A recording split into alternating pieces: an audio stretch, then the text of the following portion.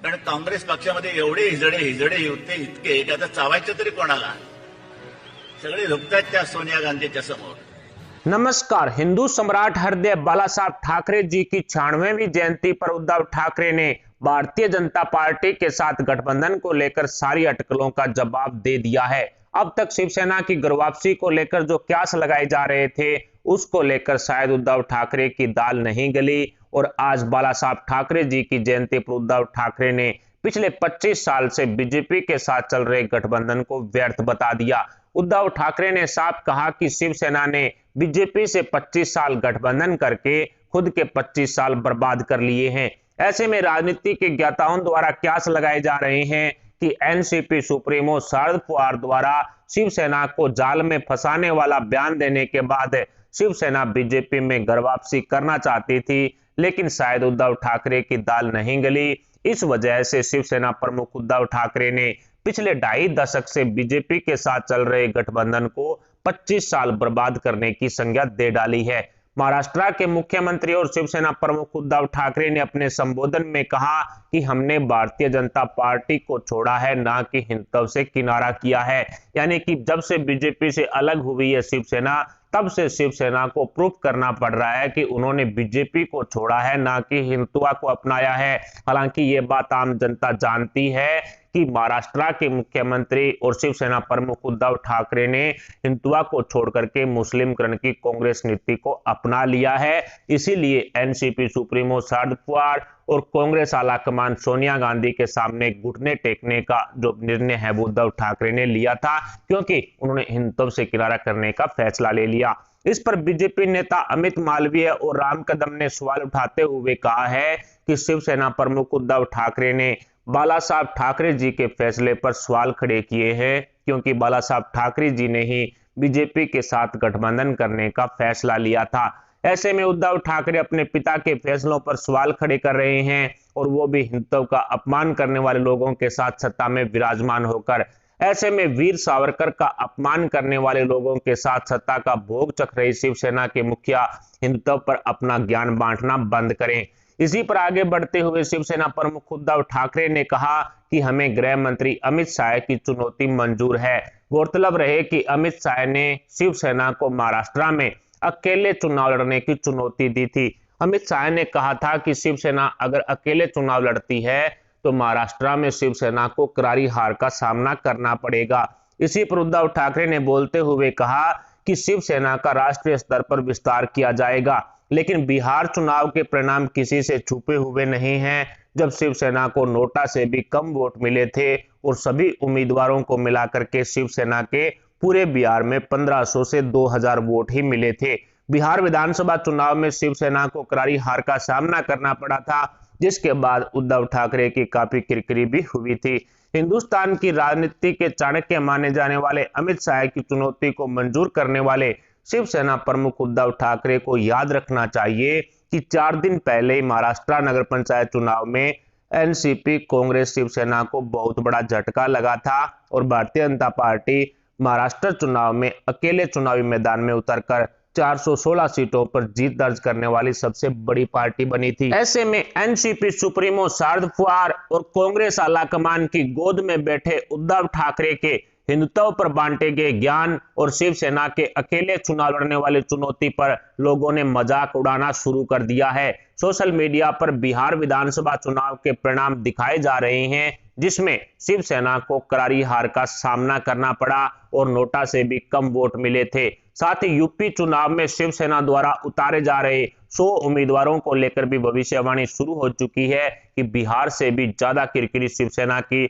उत्तर प्रदेश विधानसभा चुनाव में होगी। ऐसे में शिवसेना प्रमुख उद्धव ठाकरे को एनसीपी सुप्रीमो शरद पवार की अमित शाह से होने वाली लगातार गुप्त बैठकों का भी हवाला देते हुए लोगों ने घेरना शुरू कर दिया है कि महाविकास अघाड़ी गठबंधन में कभी भी सेंधमारी हो सकती है। जिस तरह से एनसीपी सुप्रीमो शरद पवार ने प्रधानमंत्री नरेंद्र मोदी जी की तारीफ करते हुए शिवसेना को अपने जाल में फंसाने वाला बयान दिया था, इसके अलावा शिवसेना प्रमुख उद्धव ठाकरे और एनसीपी सुप्रीमो शरद पवार के बीच में आपसी दरार लगातार देखी गई थी। इसके अलावा बीजेपी के वरिष्ठ नेताओं से जो एनसीपी सुप्रीमो शरद पवार हैं वो लगातार गुप्त बैठकें भी करते रहे हैं। जिस तरह से अजीत पवार पर सहकारिता विभाग को लेकर के जो मुकदमे दर्ज हैं, 25,000 करोड़ रुपए घोटाले का आरोप है और उनकी 1400 करोड़ रुपए की संपत्ति भी ईडी जब्त कर चुकी है। इन सब जांच की आंच से बचने के लिए एनसीपी सुप्रीमो शरद पवार केंद्रीय एजेंसियों से किसी तरह का समझौता करना चाहते हैं और इसको लेकर के वो बीजेपी के वरिष्ठ नेताओं से लगातार मुलाकातें कर रहे हैं। यहां तक कि एनसीपी सुप्रीमो शरद पवार गुजरात पहुंच करके अमित शाह से एक फार्म हाउस पर गुप्त बैठकें भी करते हैं।